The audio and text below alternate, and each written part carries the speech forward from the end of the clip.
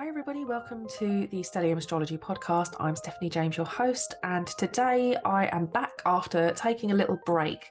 I got every bug you can imagine under the sun, probably since the end of September, beginning of October. I remember having COVID at the beginning of October, I think, and and even before that, I felt unwell because my little boy's at nursery and he's picking up every bug that's going, basically. But it also kind of coincided with Mars retrograde. And Mars retrograde for me has been, it's been on my ascendant and then back into my 12th house, which is often a place where there are no boundaries when it comes to ourselves and others. So picking up all the germs and everything is typically what you'd expect from Mars retrograde moving into your 12th house. One of the many expressions, because obviously we know that astrology is not literally just, you say one sentence and that sums up a symbol. A picture is worth 1,000 words, and that is literally the case with symbolism. So anyway, I've been a bit unwell, and even when Mars turned direct, which that week it was grinding to a halt, and it was doing so sextile my natal Uranus, and it was really, I really was feeling it. I was really feeling it. I've got Uranus in my 6th house as well of illness, so it was not sextile, sorry, it was opposite. It was opposite my Uranus. So, I had to shake it up and change up the daily routine a bit. And I have to say, it did really do me the world of good. I do feel so much better for taking the rest. I'm still got a cough, and I'm sure I'm going to get other bits and bobs that, my little boy's bringing home. But I decided today I need to record something new. It's been a little while since I've sat down and actually just recorded, and I didn't want to get into the habit of just getting lazy about it. So many little things inspire me on a daily basis when it comes to astrology. I happen to notice little daily themes that pop up, and often conversations that sort of all seem to gravitate around similar points, whether or not you watch the TV or are influenced by what's going on in the media or social media. But that's not my topic today. One of the themes that popped up yesterday quite clearly for me, or recently even actually, is a conversation around family synastry. I may have touched on this before, but I thought it would be good to just discuss it. I don't know if I've necessarily got any charts to show you today, but I thought I would have a look at, I got a message through Instagram. By the way, I am so bad at my Instagram at the moment. So if people are messaging me and it takes me ages to get back to you, it's because I find it all a bit tiring, social media. Hopefully when Mars goes back over my ascendant, I won't feel that way anymore. So here's a message. Oh, so I think it was triggered. This message was triggered by a post I shared. I shared a post by the holistic psychologist, who's very good on Instagram. They share all sorts of interesting things. And this post was about siblings. And it says here, siblings can grow up in the same home, but can have completely different experiences of their childhood and views of their parents. Here's why. If I go to the post, it says, when a child is born, they're born into a set of emotional circumstances. These emotional circumstances are created by the relationship between parents, the ages of parents, and where they're at in their own growth, economic factors, career factors, etc. For example, one sibling is born to parents at 26 years old, right after marriage. The couple faces financial pressure and the pressures of learning to navigate life together. Their first child is the centre of their universe, but one parent is heavily invested in establishing their career path. 4 years later, with an established career and at a very different stage in their relationship, this same couple has their second child. This child has a completely different perspective of their parents. Financial circumstances have changed, and the parents' relationship is more stable. The parent who feels they missed much of the first child's life is heavily involved, forming a different bond with the second-born child. 3 years later, a child is born. The parents at this stage of their relationship are emotionally disconnected and distant with each other.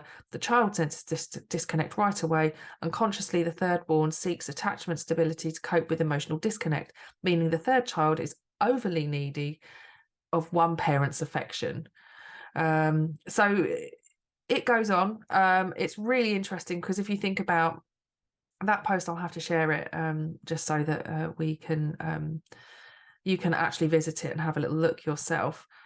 So I shared that post, and that post, I shared it as a story to say, this is how we can see how moon signs differ in families. So, you might have different moon signs to your siblings. I remember one of my students once asking me, why do my brothers and sisters have different moon signs to me? And I said, well, we all have a different relationship with our parents. So, that's why we're born at different times, we're born under different circumstances. And this post kind of reiterated that. So one of my lovely patrons, Cara, said, I was listening to a podcast by Gabor Mate, I hope I'm saying that right, yesterday, who brought this up. He said, no child is raised the same because of things like their birth order, circumstances when they were born, the state of the parent at the time of their birth, and the biological nature of the child. I thought the child's natal chart when he described this. And I thought that's interesting, isn't it? To think of the natal chart as almost like a picture of a biological nature. I was comparing the different IC and fourth houses of myself and my 3 brothers, and it's interesting how true it is for each of us. Also, our 4 moon signs, which are also different. So yeah, I mean, it's interesting how you can be born with different and similar chart synastry with your family. So I recommend a book. There are many books out there, and I also think that doing your own study is really interesting and important. But a book to read is Brian Clark. So that's by Brian Clark, and it's called The Family Legacy. I own it. It's on my bookcase, but I haven't picked it up. And I just so happened to be scrolling through Facebook literally the same evening. Let me find the post. And there was a post on an astrology discussion group, put my teeth in, saying, I've noticed that immediate family units, mother, father, and their children, tend to share 1 or 2 zodiacal signs between each other, or if not, then the signs rulers. I've heard the concept thrown around, but I never saw any article or podcast about it. So I'd like to post here to see if 1, anyone can link me to a study or something, and 2, to have an open discussion about it. If you're interested in joining discussion groups on Facebook, this one is the OPA Astrology Discussions Group. I've recommended the OPA book, which is the Professional Astrologer's Handbook, I think it's called, or just the Professional Astrologer. It's really interesting. So this person says, my immediate family consists of myself, my mother, and 3 siblings, and our family unit highlights Aries and Gemini, as well as prominent Martian energy. My father is Aries sun with a Scorpio ascendant. My younger sister is an Aries sun. My mother is an Aries ascendant with Gemini moon, and my brother is Aries ascendant and Saturn. My other sister has no Aries placement, but has a Gemini moon and a Scorpio sun. Martian energy. I have a Gemini moon with Saturn in Aries and Mars, Aries, conjunct Mercury, Gemini. So Mars conjunct Mercury, Aries, Gemini, with a 0-degree orb. Interesting.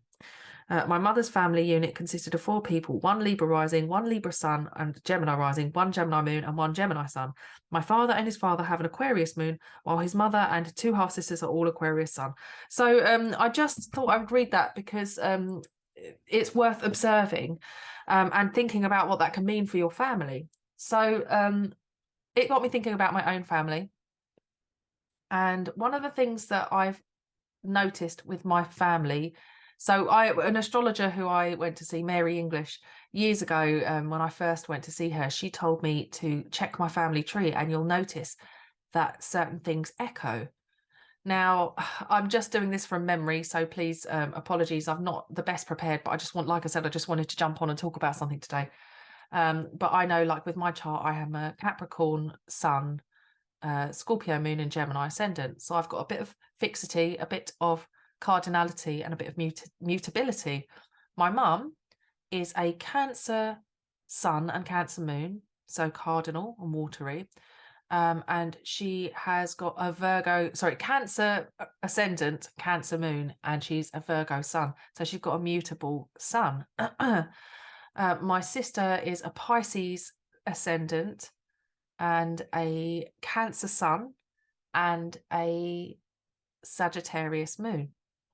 And my dad is a Sagittarius sun and I think a Taurus moon, pretty sure, and he's either Taurus or Gemini rising. I think he's possibly Taurus rising. But, you know, from the time that we figured it out, because we've got a very rough time for my dad, it seems to fit Gemini rising, which also could be the case. Actually, I see Gemini in my dad too. But there is mutability, there's mutable aspects to each of our charts. We all share a sense of mutability. And there's a lot of Cancer, as in the sign Cancer, in my maternal line. So if we think about my mum being a double Cancer and my sister being Cancer sun, my sister's husband is Cancer rising, and both of her daughters are Cancer rising as well. And my sister's brother-in-law is a Cancer sun. So it's like you kind of these kind of connections are what give you that familiarity and that sense of understanding. And it's nice that they've been able to create a similar outlook for both of their daughters, for them both to share the same rising sign. I generally I tend to find when you meet somebody who has got the same rising sign as you just kind of feel like you see the world the same way. So it's very interesting to see that. For myself, I remember looking back over charts, going back to my mum's mum, because I thought there's not a lot of Capricorn here. I'm not seeing Capricorn, but they all, I seem to represent the opposite. I was like, why am I a Capricorn? And, you know, if like, what's the Aquarius that I'm picking up here? Because obviously I have got lots of planets in Aquarius. I've got a very Aquarian sort of flavor to my chart, even though I've got all this Capricorn and this Scorpio stuff. There's also this really strong Aquarian flavor. And I realized that actually my sister has a moon Uranus conjunction, and my mum has a Jupiter Uranus conjunction in the first house.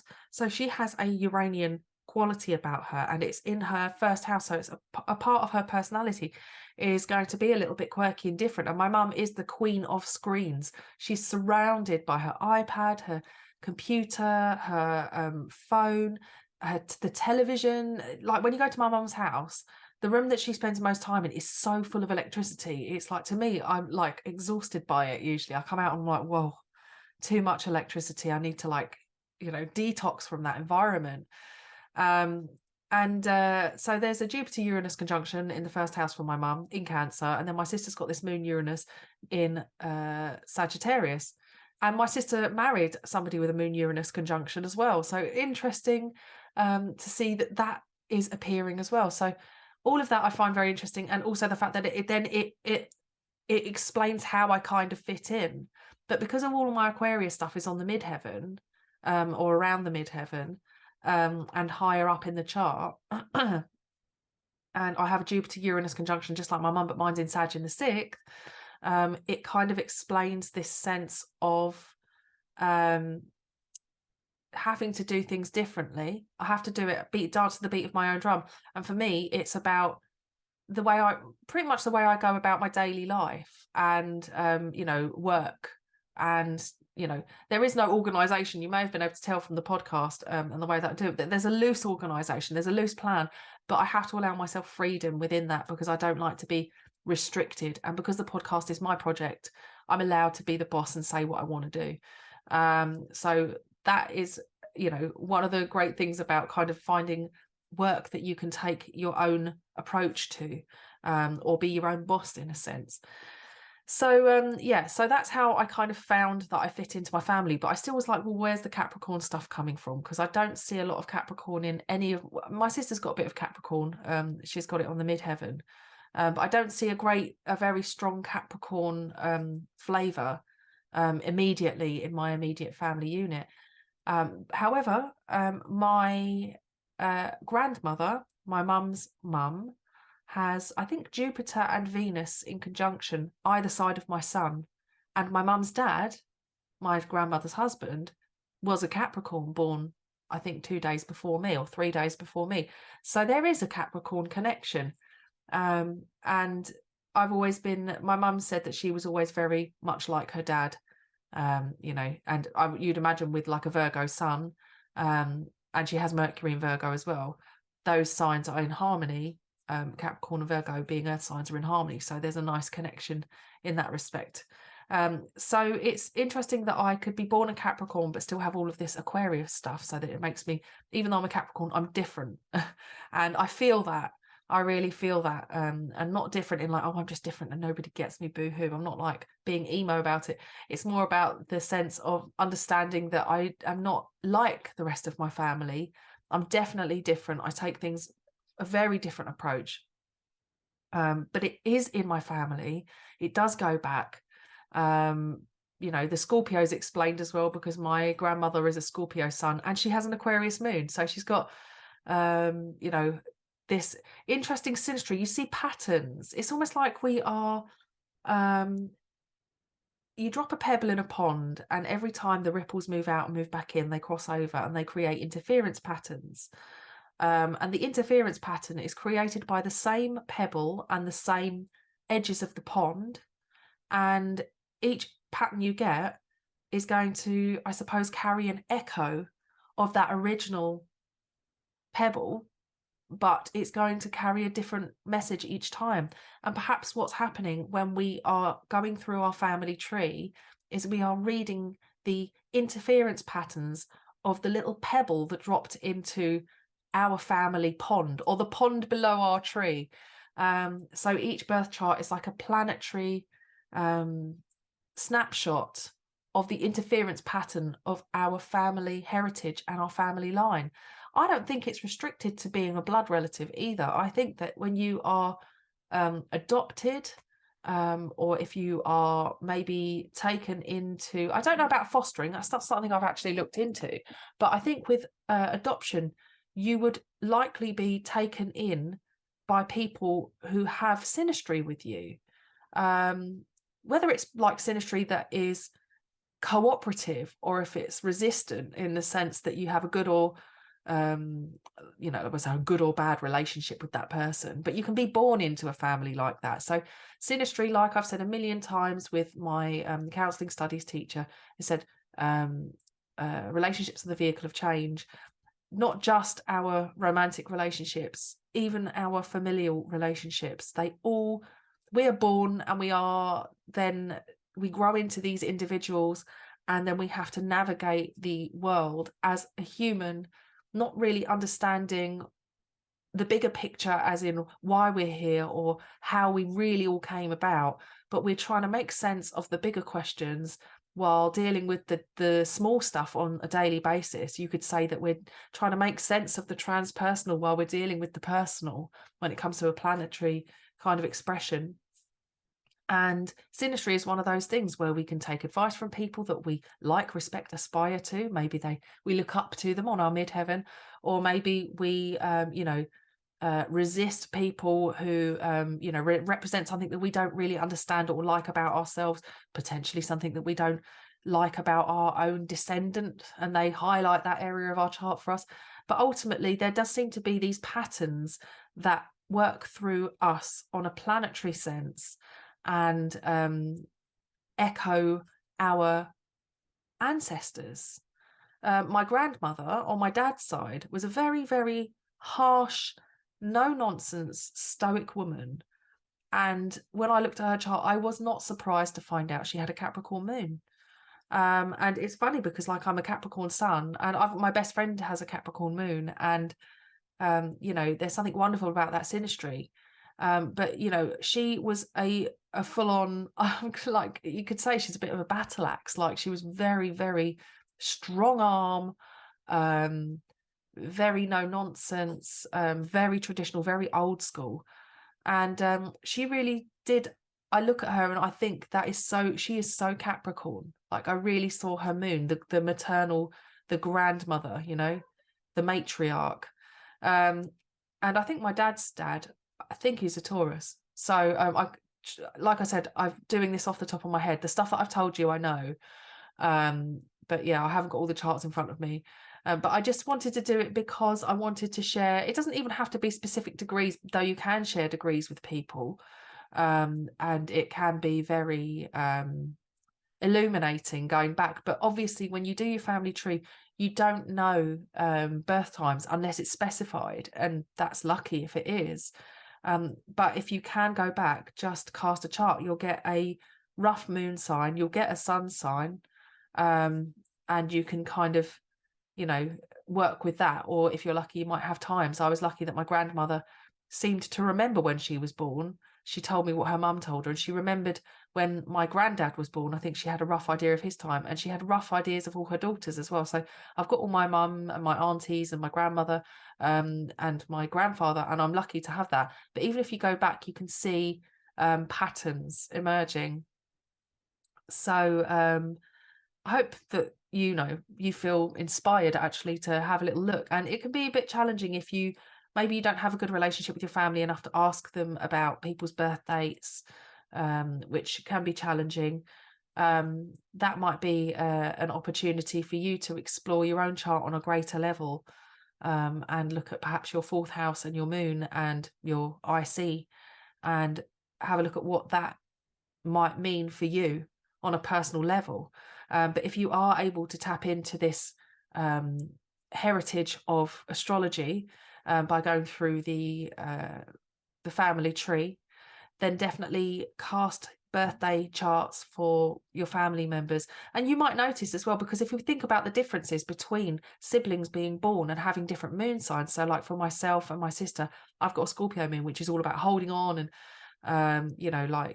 being fascinated by mystery and so much more than just those two things. But there's a deep emotional nature. It's very extreme, it's very committed, to the point that it can get stuck on things sometimes. But then the Sagittarius moon that my sister has, which is just let go, forgiving really. And instead of sort of digging into the more conspiratorial realms, and kind of being fascinated by the stuff that they don't want us to see, she's more interested in seeing the stuff that they have looked at and have proof of. She would look at like papers that had cited references, academic papers basically, and essentially it's, she loves going on holiday. Any excuse, who doesn't love a holiday? But for her, like, it's a real way to like let loose and unwind. But the connection between us is close, and my son is in an opposite sign to her son, so we have this kind of opposite essence, but our moons are next door neighbors. So she's taught me a lot about letting go, and I think that I don't know whether I've taught her much, to be honest with you. She might say that I have. But I think that what's important is understanding the circumstances under which you were born compared to your sibling. I think I've shared it on this podcast before, that when I was born, my grandfather, my mum's father, was passing away with terminal illness. I think he passed a few months after I was born. He never met my sister, but I met him very briefly. And so you'd imagine that somebody born into a Scorpio moon is probably been born into a grieving process, and perhaps even gestated through one as well. Whereas a Sagittarius moon, it feels very different. It doesn't feel weighed down with that kind of dark, deep heaviness that the Scorpio moon can navigate quite well. And that actually, there's a sense of hope and optimism about the future, when it comes to the Sagittarius moon. And with the Uranus conjunction as well, there's probably a sense of wanting to get away and be free, and perhaps rediscovering a whole different aspect of the lunar nature through the shift in the family dynamic from losing a parent. This is just describing how it might be the circumstances through my mum, in which she gestated and birthed both my sister and myself. But it's worth having a look. It's very interesting. I urge you all to dig deeper and go further back. And that's just my thoughts today on learning about your heritage and your kind of inherited planetary chart factors. Not that we are necessarily, you could say, are we predestined to be born at a certain time? Some people would argue, yes, there seems to be some kind of weird predestination. The timing has to be just right. Things have to be exactly as they are, and there's no accident in these things happening. And some might say it is a fluke, but somehow it's a synchronistic one. I'd love to know your thoughts on that. I'd also like it if you've enjoyed this episode to subscribe and to thumbs up the episode and leave a little comment about your own family planetary heritage if you have done your own research, or if you are, finding alternative ways to do that because you haven't got the connections that you might need. Any good tips for people that are struggling to find their own chart histories and family histories because of that same reason could get some help from you if you've done it. And if you are enjoying this podcast and you'd like to be in for a chance of being entered into the prize draw to win a Monk's Astrology clock from Catherine Monks. It was originally going to be a framed chart, but actually the clock is also up for grabs. So it's up to you what you want. I think that the clock has the retail value of about £190, are handmade by Catherine Monks of Monks Astrology, who is an astrological colleague of mine who has made jewelry, all sorts of things, and she's so kind. She's always sent these things over to me, and it just felt like a really good time to collaborate with her and to share some of her work with you guys. So I've got a little post on my website that I can link in the links below, and a little image of how the clock could look on your wall. You can get one in black or white. I've got one in white, and they're framed, and it is gorgeous, and it's all handmade by Catherine Monks, and she's very talented. So the prize draw will be at the end of 2023. So all you have to do is literally subscribe to the channel, and if you want to have an extra entry, you can become a patron of mine. Links also in the description. I have a couple of tiers on my Patreon page. One is just to support the podcast, and one is for some additional content like little personal updates from me, sometimes learning content, educational content, downloads, all sorts of things really. It's a growing community, and I've got lots of love for my current patrons who have been supporting me, some since the very beginning. So thank you very much if you've been in for the long haul. Actually, Cara and Maria, both of you have. Yeah, consider becoming a patron as well, because you get an extra entry. And also, if you would screenshot your subscription to YouTube and email it to me, Stephanie@stelliumastrology.com. That's STEFANIE @stelliumastrology.com. Then I can put you into the draw faux show, because occasionally if you've got like a private YouTube channel, then I can't see who you are. I just see that I've got an additional subscriber, but it won't tell me who. So if you just email me your entry by screenshotting your subscribe page and then putting your YouTube handle at the bottom, the name of your channel, or the new handle that they have, a little at Stellium Astrology is mine. So thanks very much. I hope you enjoy digging through your heritage, your family history, and yeah, don't forget to enter the draw. Don't forget to check out my Patreon page. Discounts for people if they want to come for readings, and priority access to readings. I have actually started up doing readings again for people. Currently it has just been my patrons who have been getting access, so if you fancy one, get in touch, let me know. Even more so, join the Patreon page where you can access your discount code and come along for a reading as a priority VIP. Okay, thanks guys, take care, and I'll speak to you next week. Bye now.